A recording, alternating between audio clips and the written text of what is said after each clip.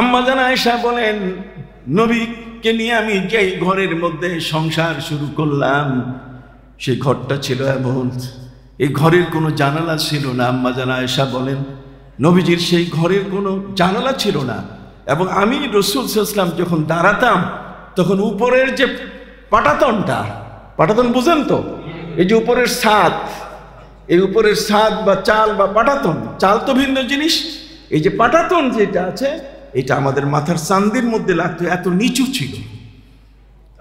নবীজির সেই ঘরটা সম্পর্কে হযরত আম্মা জান আয়েশা বলেন যে এত ছোট ছিল যে আমি আর তিনি ছাড়া, রাসূল ছাড়া তৃতীয় কোনো ব্যক্তির শোয়ার কোনো ব্যবস্থা ছিল না, এত ছোট একটা ঘর।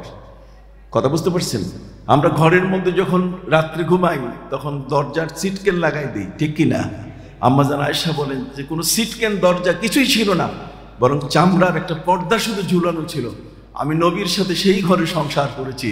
আজকের পৃথিবীর মেয়েরা, আজকের নারীরা, আমার প্রিয় নবী সাল্লাল্লাহু আলাইহি ওয়াসাল্লামের সাথে আমি যে সংসার করেছি, যদি তারা এই ধরনের কোনো সংসার কোনো পুরুষের সাথে করত, তাহলে সেই সংসার বেশি দিন টিকত না।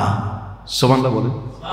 তারা চাইতো যে না, এত ছোট ঘরে যেখানে দুইজন ছাড়া তিনজনের প্রবেশের কোনো সুযোগ নাই, যেখানে কোনো জানালা নাই, যেখানে উপরের পাটাতনটা মাথার চাঁদিতে লাগে, যেখানে দরজায় কোনো কাঠের দরজা বলতে গেলে কিছু নাই, চামড়া ঝুলানো, সেই ঘরের মধ্যে আম্মা জান আয়েশা নবীকে নিয়ে কি করছেন?